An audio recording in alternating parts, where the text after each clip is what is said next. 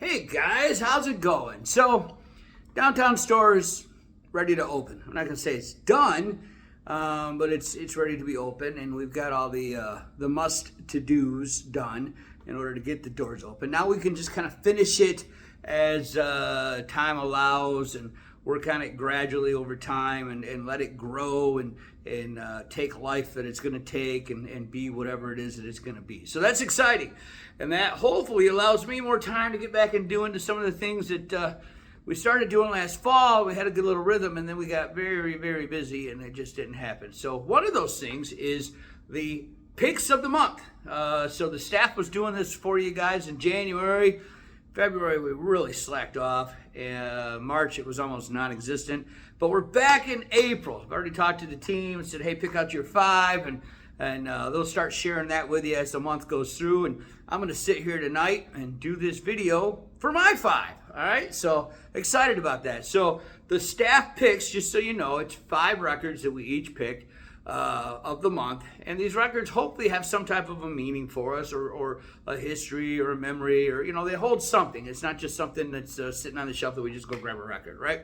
And we're going to try to share those thoughts and those memories and those meanings with you here on social media, and I'm doing a YouTube page about it, so the others probably will just post. I'm doing the video, and then we give you 10% off. So you get 10% off these. They sit in a special container at the front door, excuse me, and crate, that's the word I'm looking for, and it's 10% off. So here we go. We're going to give you my 5. All right, so when I was going through, the first 4 are easy. It's easy for me to pick the first 4. The 5th one I kind of got hung up on a little bit. So let's take a look at number 5 for me. All right, we got Johnny Cash, Ain't No Grave. All right, so Easter is in April this year. Very religious holiday. Celebrates the death and resurrection of Jesus. For those of you that know and understand the Christian religion, or maybe you just believe in God and don't really have the religion part in there. But Ain't No Grave is kind of a idea behind Easter, right? Jesus rose again. Because of that, we have an opportunity to do so as well someday, and live with him. And one of the last songs that my dad played when we were at his house before he passed away that weekend, we didn't play the Johnny Cash version. We played the original version, done by some guy in Southwest Virginia, and I can't remember his name. And no, we don't have it in the store.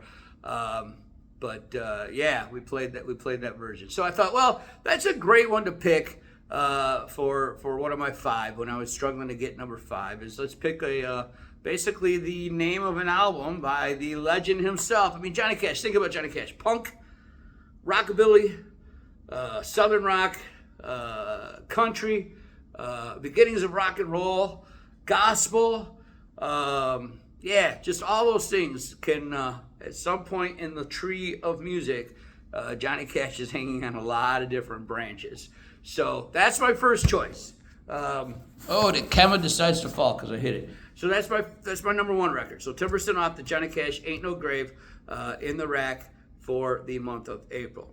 Now all of these are going to have something to do with Easter. All right. So the second one, let's see. I want to say 1980 is the year this was released. I'm going to look here in just a second when I show you the record. And I grew up. I was very fortunate the way I was raised. My mom and dad did go to church. My dad actually was a preacher. But they weren't, how do I say this? My dad was very strict. But they were also reasonable people. Like, I don't know if I say that and then someone's out there thinking, yeah, that wasn't my dad. I don't want to put negative out there. But let's just say that he didn't keep me from listening to the rock and roll. And usually mom and dad were right there with us listening to the rock and roll. So I got a lot of records for Christmas. I got some records for my birthday. Not as many because my birthday was right before school started, so I usually got school clothes. But I would get a record for Easter as well. And one year, I think it was 1980. Yep, this album came out in 1980. I got this record for Easter. So here I am, teenager, outside looking for Easter eggs, listening to Love Stinks. Best track on this album, though, is Till the Walls Come Tumbling Down. You got to brush your teeth with rock and roll. So there you go. That's my second choice Has everything to do with Easter in my world. So for the month of April, 10% off in the bin. Love stinks. I'll probably have to listen to this next day that I'm working in the store if none of you come by it first of all.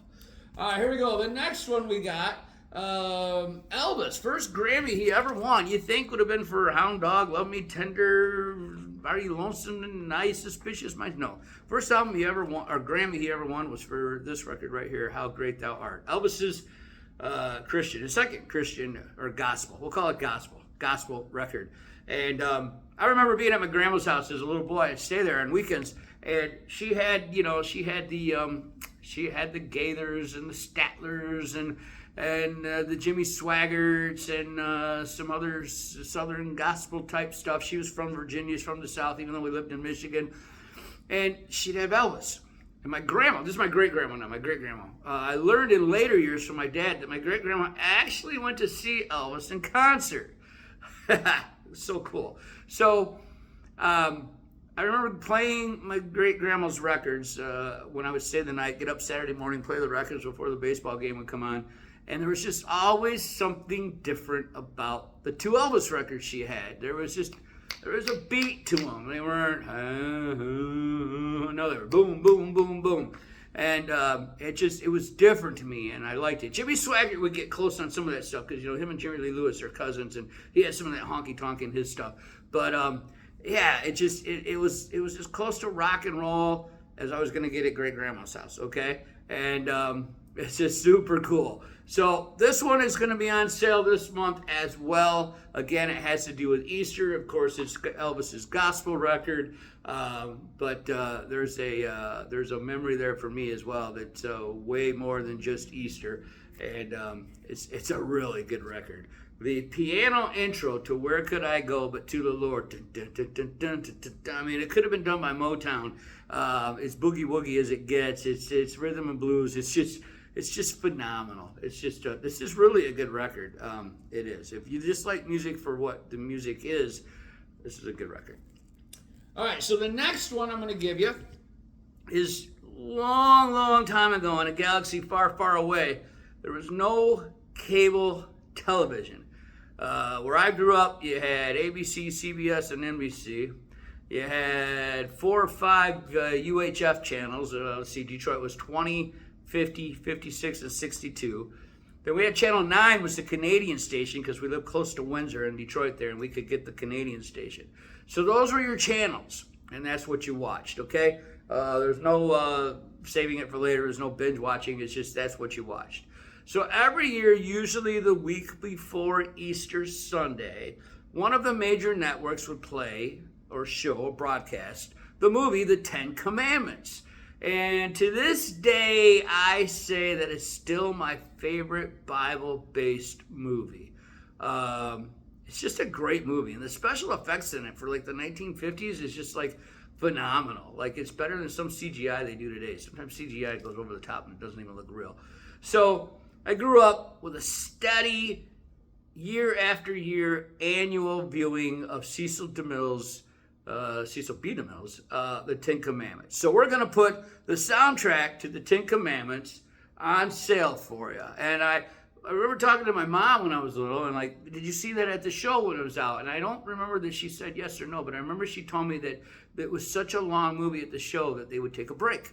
Like, they would do an intermission of the movie at the theater when it was playing at the theaters back then. So this is a very iconic movie. Charlton Heston, Pharaoh. It's just a very iconic movie. And there's a lot of accuracies in this movie. Like, they didn't just use the Bible; they used historical artifacts and historical evidence to put this movie together. It's really fascinating how they wrote this movie and put this movie together. Of course, they had to take some liberties for television, or for the movies, I should say, later years television.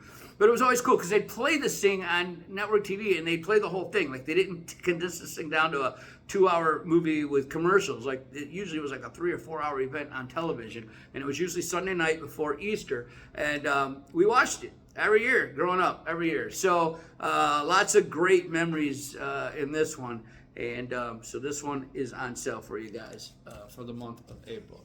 All right, so my last one, I was talking a minute ago about how fortunate I was to grow up, and Dad didn't condemn the rock and roll. But Dad also would buy the records and bring them home sometimes. And Dad was the one that introduced me to this thing called Christian rock. So we're going to this church, and sometimes I take a little slack because I listen to the radio. And my dad would kind of step in and, run interference and be like, it's a family decision, and let's not get down on him for that, And then, like a good father, he tries to find me some alternatives. And so he would bring home records from time to time, and some of them were just like, dude, that's just amazing.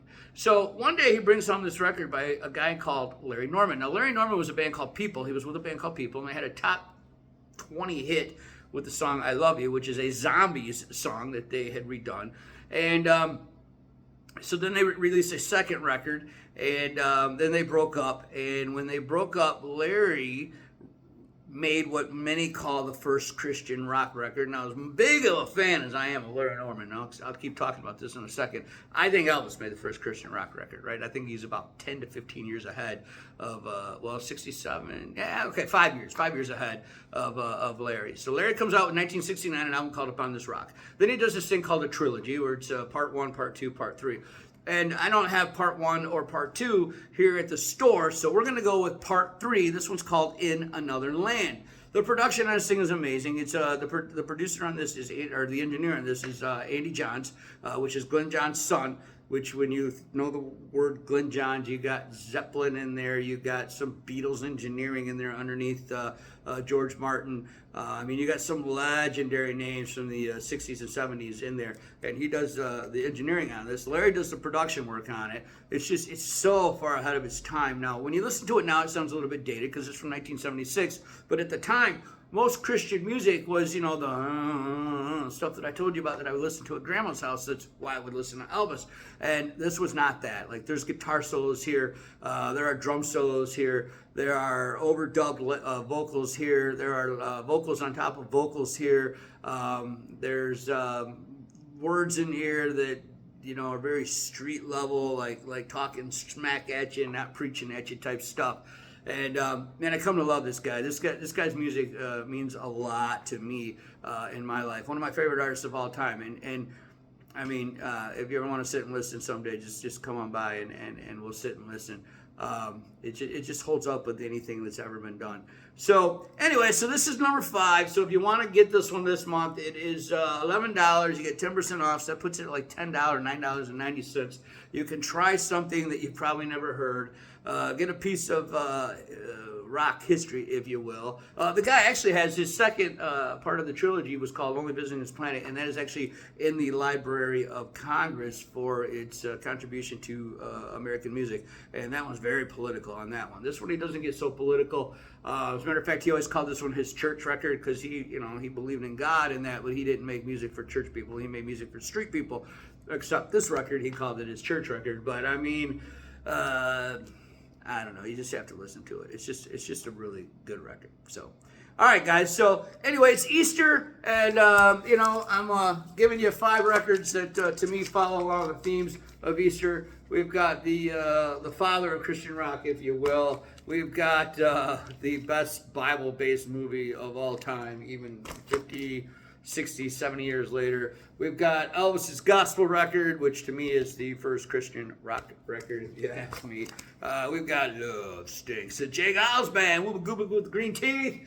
And we've got Johnny Cash and Ain't No Grave. Hope you enjoyed my video. Maybe you'll check some of these out. And it's good to be doing these again. Soundtrax Records, we've got a store now in Talbot. We've got a store in downtown Morristown. We're online, soundtraxrecords.com. You can order anything online. There's like 70-some thousand titles that you can get online. We got some more things in the works that we're working on. We're super stoked and super excited about that. And, happy Easter, happy April, and come see us soon. All right, we'll talk to you later.